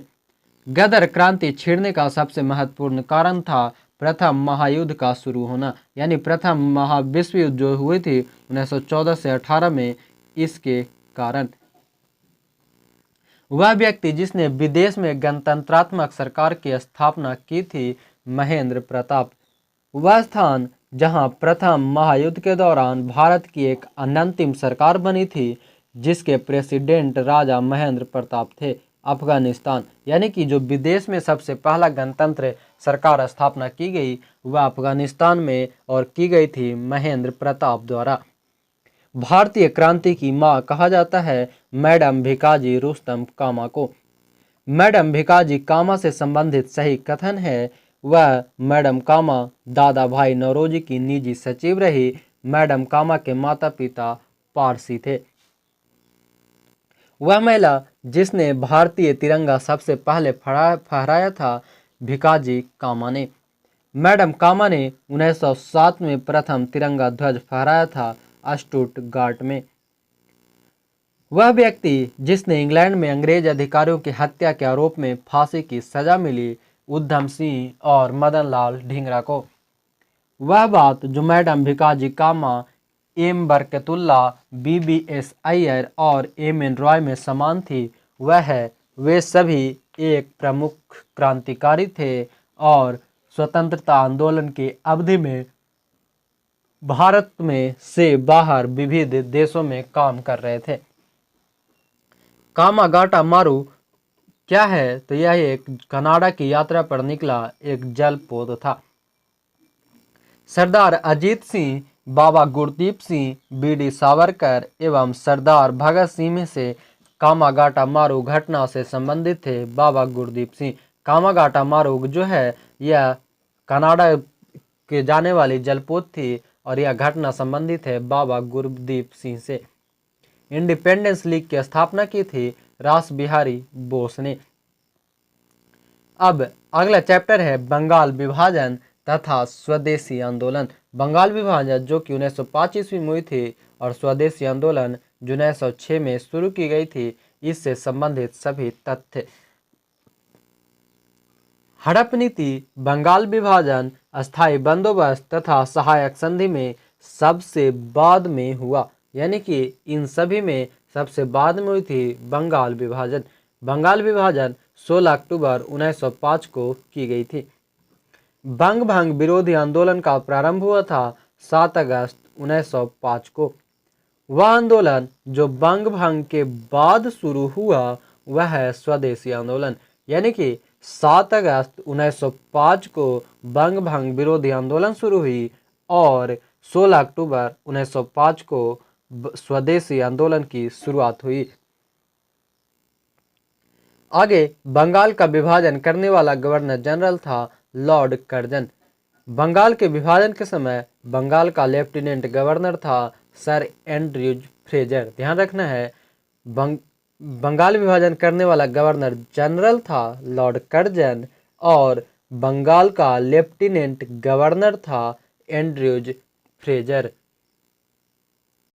बंगाल विभाजन के विरोध में हुए आंदोलन का नेतृत्व किया था सुरेंद्र नाथ बनर्जी ने। बंगाल विभाजन जो हुई थी यह 1905 में हुआ था। WC Banerjee, SN Banerjee, RN Tagore तथा BG तिलक में से वह जो स्वदेशी आंदोलन का आलोचक था तथा पूर्व तथा पाश्चात्य के मध्य एक बेहतर संबंध का समर्थक रहा। रविन्द्रनाथ टैगोर।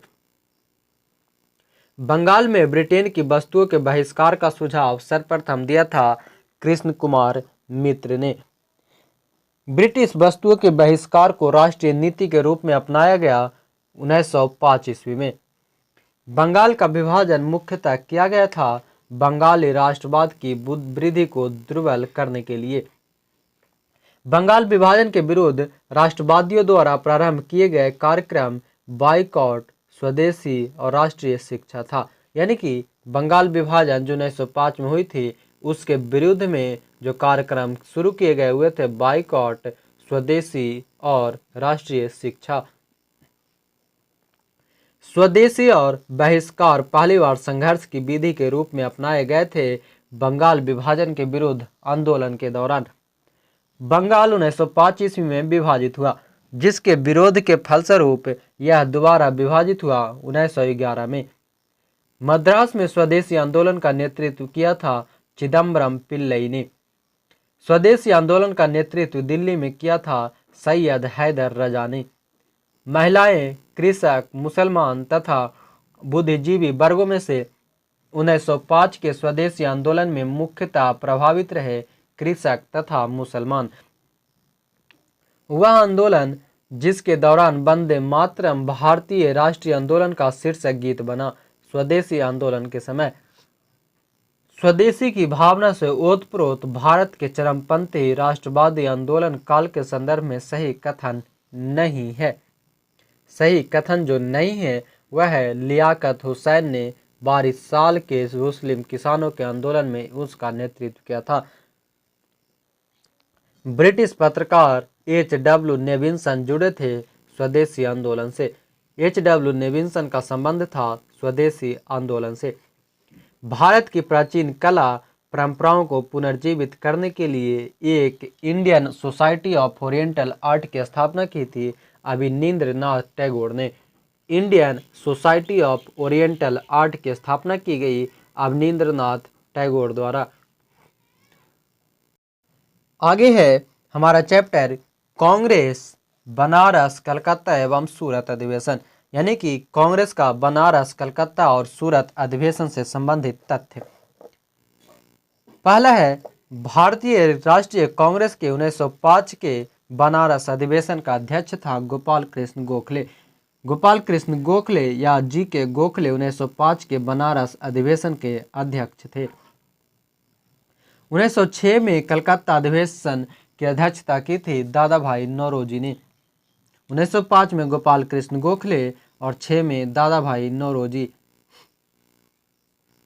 आगे 18 वर्ष की आयु में स्नातक, 20 वर्ष की आयु में प्रोफेसर तथा सुधारक के सह संपादक, 25 वर्ष की आयु में सार्वजनिक सभा और प्रांतीय सम्मेलन के मंत्री, 29 वर्ष की आयु में राष्ट्रीय कांग्रेस के मंत्री, 31 वर्ष की आयु में महत्वपूर्ण रॉयल कमीशन के समक्ष अग्रणी प्रवाह, 34 वर्ष की आयु में प्रांतीय विधायक, 36 वर्ष की आयु में इंपीरियल विधायक, 39 वर्ष की आयु में भारतीय राष्ट्रीय कांग्रेस के अध्यक्ष, एक देश एक भक्त जिसे महात्मा गांधी ने स्वयं अपना गुरु माना। इन शब्दों में से एक जीवनी कार्य के वर्णन किया है गोपाल कृष्ण गोखले का। गोपाल कृष्ण गोखले महात्मा गांधी के राजनैतिक गुरु थे। कांग्रेस ने स्वराज प्रस्ताव वर्ष 1905 में पारित किया। प्रस्ताव का उद्देश्य था स्वशासन सुनिश्चित करना। स्वराज को बतौर राष्ट्रीय मांग के रूप में सर्वप्रथम रखा गया था दादा भाई नौरोजी द्वारा। कांग्रेस के मंच से भारतीय राष्ट्रीय कांग्रेस के जिस अधिवेशन में प्रथम बार स्वराज शब्द व्यक्त किया गया था वह है कलकत्ता अधिवेशन 1906 में। स्वराज शब्द का प्रयोग सर्वप्रथम किया दयानंद सरस्वती ने। स्वराज शब्द का प्रयोग सर्वप्रथम की गई थी दयानंद सरस्वती द्वारा, और स्वराज शब्द व्यक्त किया गया था कलकत्ता अधिवेशन 1906 में दादा भाई नौरोजी द्वारा। इस बात को ध्यान रखना है, प्रयोग किया गया था दयानंद सरस्वती द्वारा और व्यक्त किया गया दादा भाई नौरोजी द्वारा। भारत में ग्रैंड ओल्ड मैन की संज्ञा दी गई है दादा भाई नौरोजी को वयोवृद्ध पुरुष के रूप में। दादा भाई नौरोजी के विषय में सत्य कथन है, उन्होंने poverty and un British rule in India पुस्तक लिखी। उन्होंने गुजराती के प्रोफेसर के रूप में यूनिवर्सिटी कॉलेज लंदन में कार्य किया था। उन्होंने बम्बई में महिला शिक्षा की नींव रखी थी। महिला शिक्षा की नींव बम्बई में दादा भाई नौरोजी द्वारा रखी गई। दादा भाई नौरोजी के विषय में सत्य है, वह पहले भारतीय थे जो एल्फिंस्टन कॉलेज बम्बई में गणित एवं भौतिकी के प्रोफेसर नियुक्त हुए थे। 1892 ईस्वी में उन्हें ब्रिटिश पार्लियामेंट का एक सदस्य निर्वाचित किया गया था। उन्होंने एक गुजराती पत्रिका रास्त गुप्तार का प्रारंभ भी किया था। ब्रिटिश पार्लियामेंट में चुने जाने वाले प्रथम भारतीय था दादा भाई नौरोजी। नरम दल और गरम दल के रूप में भारतीय राष्ट्रीय कांग्रेस का विभाजन हुआ सूरत अधिवेशन में। 1907 के भारतीय राष्ट्रीय कांग्रेस के सूरत के वार्षिक अधिवेशन के अध्यक्ष थे आर.बी. घोष। भारतीय राष्ट्रीय कांग्रेस के वर्ष 1906 में विख्यात कलकत्ता अधिवेशन के 4 संकल्प पारित किए गए थे। सूरत में 1907 में हुए कांग्रेस के पहले अधिवेशन में इन चारों संकल्पों को स्वीकार करने तथा अथवा उन्हें अस्वीकृत करने के प्रश्न पर कांग्रेस में विभाजन हो गया था। एक संकल्प जो इन चारों में संकल्प में नहीं था वह है बंगाल के विभाजन को रद्द करना। आगे 20वीं सदी के प्रारंभिक वर्षों में कांग्रेस में विभाजन की प्रक्रिया शुरू हुई। कांग्रेस आंदोलन की रणनीतियों पर, कांग्रेस आंदोलन के उद्देश्य पर और कांग्रेस आंदोलन में लोगों की भागीदारी पर। भारतीय राष्ट्रीय कांग्रेस का प्रथम विभाजन हुआ 1907 में। सूरत विभाजन का नेतृत्व किया था तिलक ने। वर्ष 1907 में सूरत में भारतीय राष्ट्रीय कांग्रेस के विभाजन का मुख्य कारण था अंग्रेजी सरकार के साथ नरमपंथियों की वार्ता करने की क्षमता के बारे में चरमपंथियों में विश्वास का अभाव। अब अगला है मुस्लिम लीग का गठन, यानी कि मुस्लिम लीग जो कि 1906 में गठित हुई थी। पहला प्रश्न है, सर सैयद अहमद खां, सर मोहम्मद इकबाल, आगा खां तथा नवाब सलीमुल्लाह खां में से ऑल इंडिया मुस्लिम लीग की स्थापना की थी नवाब सलीमुल्लाह खां ने। 1906 में मुस्लिम लीग की स्थापना हुई थी ढाका में। मुस्लिम लीग का प्रथम अध्यक्ष था आगा खां। 1907 में मुस्लिम लीग का वार्षिक अधिवेशन हुआ था कराची में। कथन ए है, लीग ने कांग्रेस के मुस्लिम जनता के साथ मिलकर उद्देश्य पूर्ति में लगाने में अधिकार को मानने से मना कर दिया। और कारण आर है, वैसा अधिकार अकेले मुस्लिम लीग का ही था। इसमें ए सही है परंतु आर गलत है। भारतीय स्वाधीनता संघर्ष के संदर्भ में सत्य है, हकीम अजलम राष्ट्रवादी तथा चरमपंथी अहरार आंदोलन शुरू करने वाले नेताओं में से थे।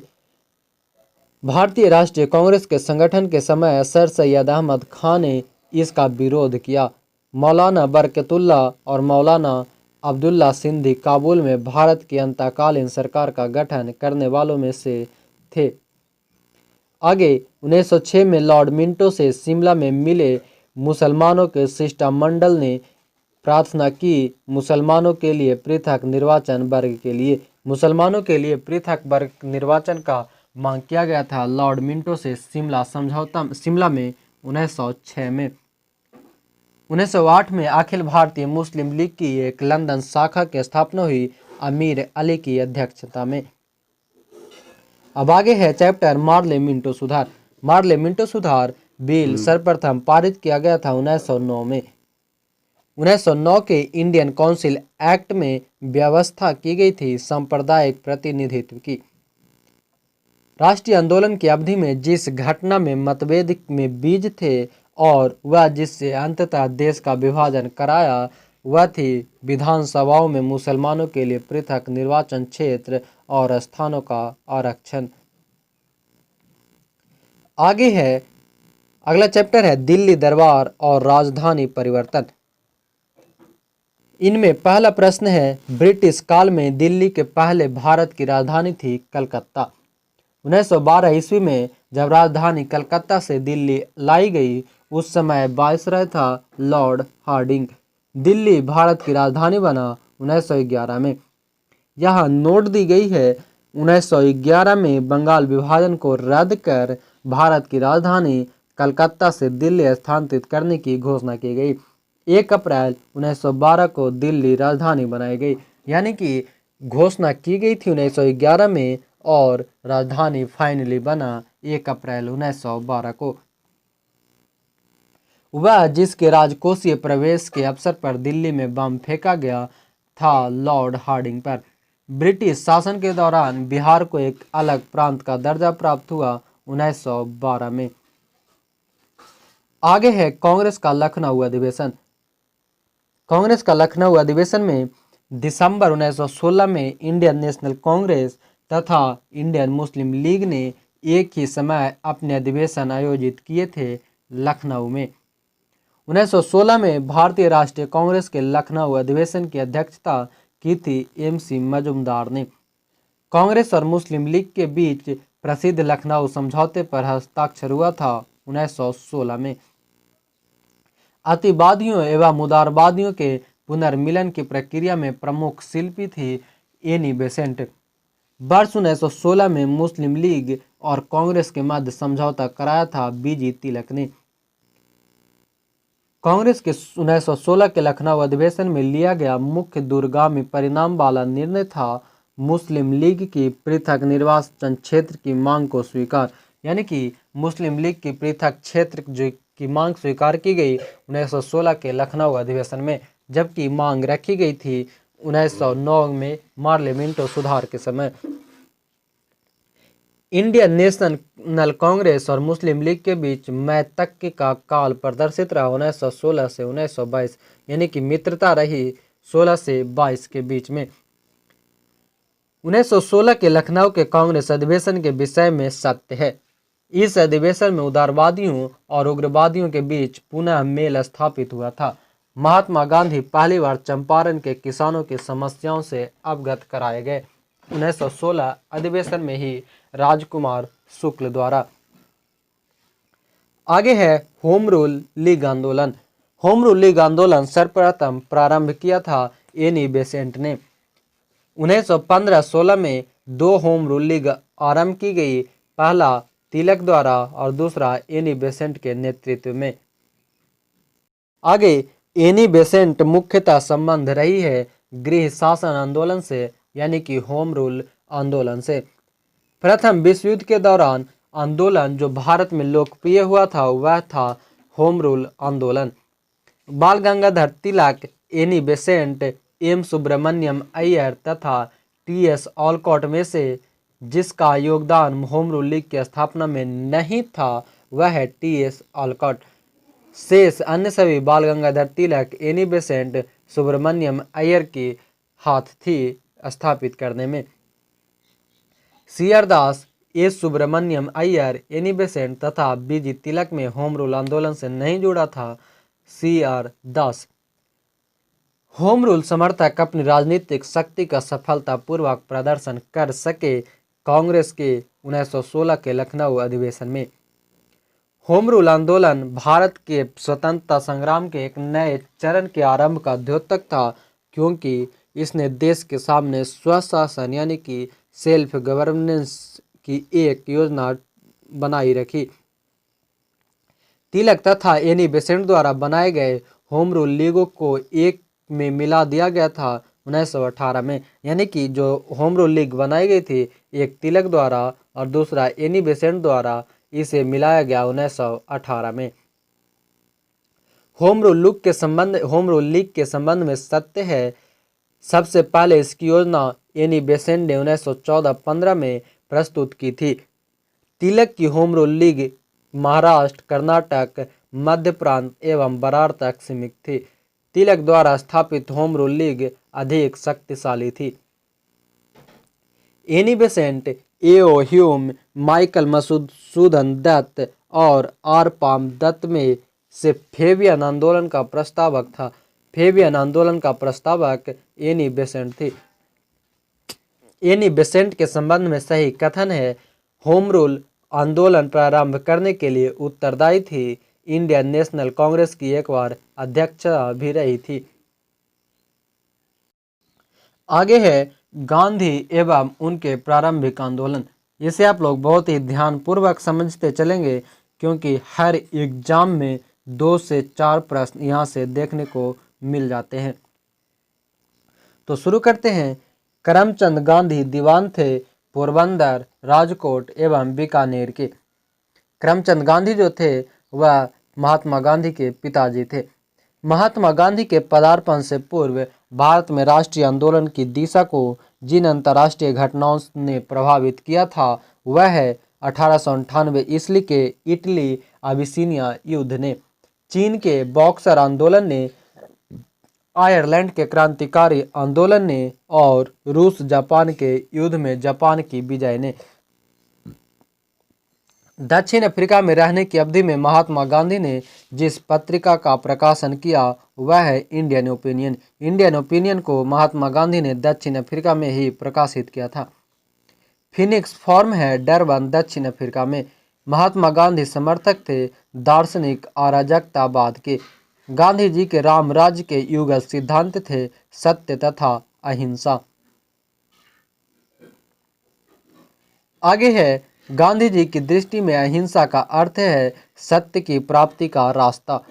गांधी के संदर्भ में बिना मार्क्सवाद के मार्क्सवादी, बिना समाजवाद के समाजवादी, बिना व्यक्तिवाद के व्यक्तिवादी तथा समाजवादियों में एक व्यक्तिवादी और समाजवादियों में एक मार्क्सवादी में से सही है समाजवादियों में व्यक्तिवादी और समाजवादियों में मार्क्सवादी। गांधी की सत्याग्रह रणनीति में सबसे अंतिम स्थान प्राप्त है हड़ताल को। गांधी जी के सिद्धांत के अनुसार सही है सत्याग्रही का शस्त्र अहिंसा है। सत्याग्रही को अपने संकल्प में दृढ़ विश्वास होना चाहिए। सत्याग्रही को विरोधियों के प्रति द्वेष भाव नहीं रखना चाहिए। गांधी जी के अनुसार हिंसा का क्रूरतम रूप है गरीबी का स्थायित्व। गांधी जी ने परिवार नियोजन हेतु तरीका बताया आत्मनियंत्रण। महात्मा गांधी दक्षिण अफ्रीका में भारत लौटे 1915 में। गांधी जी दक्षिण अफ्रीका में रहे थे 21 वर्ष तक। दक्षिण अफ्रीका में जिस रेलवे स्टेशन पर गांधी को ट्रेन से फेंका गया था वह है पीटर मारिट्सबर्ग। एम के गांधी ने भारतीय राष्ट्रीय कांग्रेस के जिस अधिवेशन में सर्वप्रथम भाग लिया था वह है कलकत्ता अधिवेशन 1901 में। भारत में स्वतंत्रता आंदोलन के दौरान महात्मा गांधी द्वारा स्थापित साबरमती आश्रम स्थित है अहमदाबाद नगर के बाहर। महात्मा गांधी ने अहमदाबाद के निकट साबरमती के किनारे एक आश्रम बनाया था। इसे कहा जाता है सत्याग्रह आश्रम। महात्मा गांधी से संबद्ध साबरमती, फिनिक्स, वर्धा तथा सदाकत आश्रमों में सबसे पुराना है फिनिक्स। गांधी जी ने सेवा धर्म अपनाया था दक्षिण अफ्रीका में। महात्मा गांधी के राजनीतिक गुरु थे गोपाल कृष्ण गोखले। महात्मा गांधी के अनुसार राजनीति का तात्पर्य था जन कल्याण के लिए सक्रियता। सत्याग्रह शब्द को गढ़ा महात्मा गांधी ने। भारत के स्वतंत्रता संघर्ष के दौरान सबसे पहले सत्याग्रह किया था महात्मा गांधी ने। मोहनदास करमचंद गांधी सर्वाधिक जाने जाते हैं भारतीय स्वतंत्रता को प्राप्त करने के लिए निष्क्रिय विरोध करने के लिए। विदेशी वस्त्रों की बर्बादी ही उनके सर्वोत्तम व्यवहार है, यह कथन है महात्मा गांधी का। जबकि रविन्द्रनाथ टैगोर ने इसे कहा था कि विदेशी वस्त्रों की बर्बादी एक निर्लज्जता का प्रमाण है। ब्रिटिश निर्मित उत्पादों का गांधी का बहिष्कार प्रभावी हुआ क्योंकि ब्रिटेन भारत को एक बड़ा निर्मित वस्तुओं का बाजार समझता था। महात्मा गांधी के राजनीतिक जीवन की घटनाओं का कालक्रम है चंपारण, फिर अहमदाबाद मिलन हड़ताल, तब खेड़ा असहयोग आंदोलन। चंपारण जो हुआ था 1917 में और अहमदाबाद और खेड़ा 1918 में। महात्मा गांधी के बारे में सही है, उन्होंने अपनी प्रारंभिक शिक्षा राजकोट से प्राप्त की थी। कस्तूरबा के साथ उनका विवाह 13 वर्ष की आयु में हुआ था। उन्होंने विधि का अध्ययन द इनर टेम्पल लंदन में किया था। वे रस्किन की पुस्तक अनटू दिस लास्ट में सर्वाधिक प्रभावित हुए थे। महात्मा गांधी ने कहा था कि उनकी कुछ सबसे गहन धारणाएं अनटू दिस लास्ट नामक पुस्तक से प्रतिबिंबित होती है और इस पुस्तक ने उनके जीवन को बदल डाला। इस पुस्तक का एक वह संदेश जिसने महात्मा गांधी को बदल डाला वह है व्यक्ति का कल्याण सबके कल्याण में निहित है। गांधीवादी विचारधारा प्रभावित रही है रस्किन, थोरो और टॉल्स्टॉय से। स्वदेशी आंदोलन, खिलाफत आंदोलन, व्यक्ति सत्याग्रह आंदोलन तथा भारत छोड़ो आंदोलन में से जिस आंदोलन से गांधी जी संबंधित नहीं थे वह है स्वदेशी आंदोलन से। भारत छोड़ो आंदोलन सबने अवज्ञा, बारदोली एवं खेड़ा सत्याग्रहों में से जिसका नेतृत्व महात्मा गांधी ने नहीं किया था, बारदोली सत्याग्रह का। गांधी के संदर्भ में सही है, जाति विहीन अछूतों की दशा में सुधार के लिए कठोर संघर्ष किया, असहयोग आंदोलन शुरू किया, सबने अवज्ञा आंदोलन शुरू किया। महात्मा गांधी को सर्वप्रथम राष्ट्रपिता कहा था सुभाष चंद्र बोस ने। गांधी के नाम के पहले महात्मा जोड़ा गया चंपारण सत्याग्रह के दौरान 1917 में और यह चंपारण आए थे राजकुमार शुक्ल के कहने पर 1916 के अधिवेशन कांग्रेस अधिवेशन से। गांधी जी को सर्वप्रथम महात्मा के तौर पर संबोधित किया था रविन्द्रनाथ टैगोर ने। नोआखाली काल में महात्मा गांधी के सचिव थे प्यारेलाल। राजकोट सत्याग्रह, खेड़ा सत्याग्रह, बाईकोम सत्याग्रह तथा असहयोग आंदोलन में से जिस सत्याग्रह आंदोलन में गांधी जी ने प्रत्यक्ष रूप से भाग नहीं लिया वह है बाईकोम सत्याग्रह।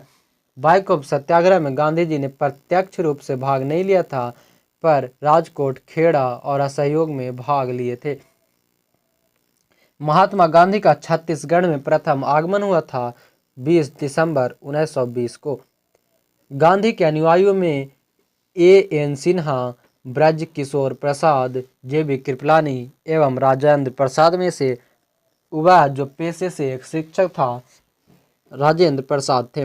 G.D. बिरला, जमनालाल बजाज, J.R.D. टाटा एवं बालचंद्र हीराचंद उद्योगपतियों में से वह व्यक्ति जो लंबे समय तक AICC के खजांची रहे तथा वर्ष 1930 में जेल भी गए। जमनालाल बजाज। आगे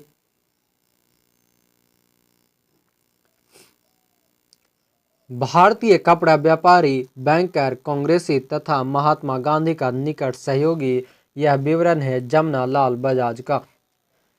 स्वाधीनता आंदोलन के दौरान महात्मा गांधी के करीबी अंग्रेज मित्र थे रेवरेंड चार्ली एंड्रयूज। वह कारागार जिसे गांधी जी ने मंदिरों का नाम दिया था यरबदा। भारत की स्वाधीनता के समय महात्मा गांधी कांग्रेस के सदस्य नहीं थे। गांधी जी मृत्यु पर जिसने कहा था हमारे जीवन से प्रकाश चला गया, जवाहरलाल नेहरू ने।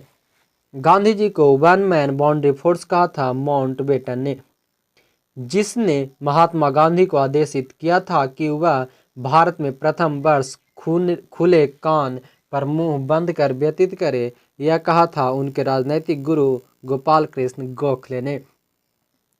भारतीय राजनीति में प्रवेश के पूर्व 1 वर्ष तक देश में पर्यवेक्षक एवं विद्यार्थी के रूप में रहने की सलाह गांधी जी को दी थी गोपाल कृष्ण गोखले ने। गलत साधन हमें कभी भी सही उद्देश्य तक नहीं ले जाते हैं, यह कहा करते हैं महात्मा गांधी।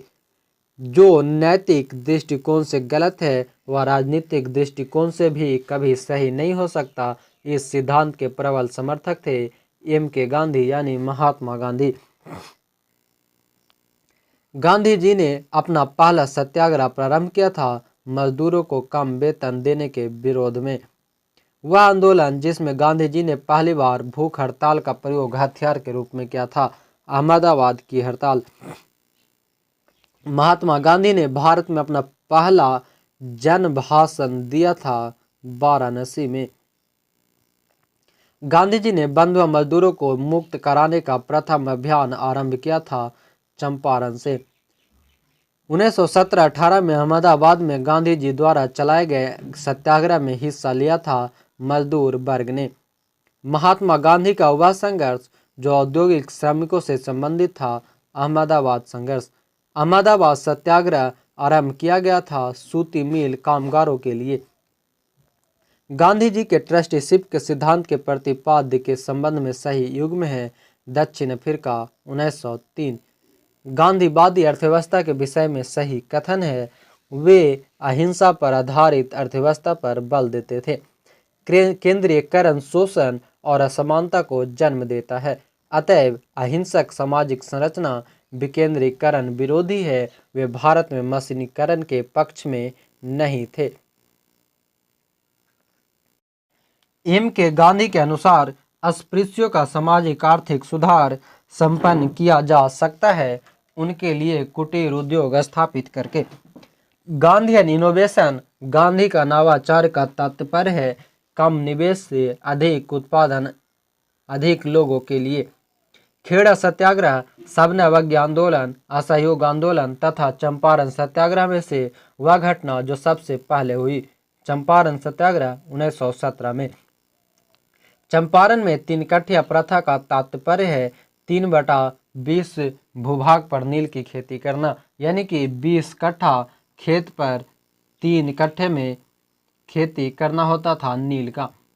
गांधी जी ने भारत में पहली बार सत्याग्रह आंदोलन बिहार में प्रारंभ किया चंपारण से। गांधी जी का चंपारण आंदोलन था नील कर्मियों की समस्याओं के समाधान हेतु। सही कथन है चंपारण जांच में आचार्य JB कृपलानी महात्मा गांधी के सहयोगियों में से एक थे। चंपारण संघर्ष में जिन्होंने महात्मा गांधी का साथ दिया था वे थे राजेंद्र प्रसाद और अनुग्रह नारायण सिन्हा। महात्मा गांधी के चंपारण सत्याग्रह से संबद्ध है राजकुमार शुक्ल। चंपारण आंदोलन से संबंधित थे राजेंद्र प्रसाद, अनुग्रह नारायण सिन्हा, JB कृपलानी। दक्षिण अफ्रीका से लौटने के बाद गांधी जी ने प्रथम सफल सत्याग्रह किया था चंपारण में। महात्मा गांधी ने सर्वप्रथम जिस किसान आंदोलन में भाग लिया वह है चंपारण। नील की खेती के संबंध में चंपारण में महात्मा गांधी को आमंत्रित किया था राजकुमार शुक्ल ने। चंपारण सत्याग्रह के संबंध में सही है वह किसानों से जुड़ा था। इसे 3 कट्ठिया प्रथा के विरुद्ध संचालित किया गया था। डॉक्टर राजेंद्र प्रसाद तथा JB कृपलानी ने इसमें एम के गांधी को सहयोग दिया था। चंपारण नील आंदोलन के राष्ट्रीय नेता थे महात्मा गांधी। महात्मा गांधी के चंपारण सत्याग्रह का विरोध किया था NG रंगा ने। खेड़ा के किसानों के पक्ष में महात्मा गांधी के सत्याग्रह संगठित करने का कारण था अकाल पड़ने के बावजूद प्रशासन ने भू राजस्व की उगाही स्थगित नहीं की थी। अब आगे हमारा चैप्टर है किसान आंदोलन एवं किसान सभा। किसान आंदोलन एवं किसान सभा को हम लोग अगले पार्ट में इसे जानेंगे। ये हमारी जो थी पार्ट 2 है। एक और पार्ट आएंगे जहां पर आधुनिक भारत पूरी कंप्लीट हो जाएगी। तो इसे हम लोग अगले वीडियो में जानेंगे। यहाँ तक आज इसे समाप्त करते हैं क्योंकि वीडियो ज़्यादा लंबा बनाना भी सही नहीं होती है। उम्मीद है आप लोगों को वीडियो पसंद आ रहे होंगे। जो लोग अभी तक हमारे चैनल पे सब्सक्राइब नहीं किए हैं वो चैनल को सब्सक्राइब कर लें और बेल आइकन को ऑन कर लें ताकि समय समय पे नोटिफिकेशन मिलता रहे। PDF के लिए डिस्क्रिप्शन में दिए गए लिंक से ग्रुप्स को ज्वाइन कर लेंगे, वहीं पर आपको PDF दी जाएगी। साथ ही जाते जाते वीडियो को एक लाइक शेयर कमेंट्स जरूर करके जाएंगे। इसी उम्मीद के साथ जय हिंद, धन्यवाद।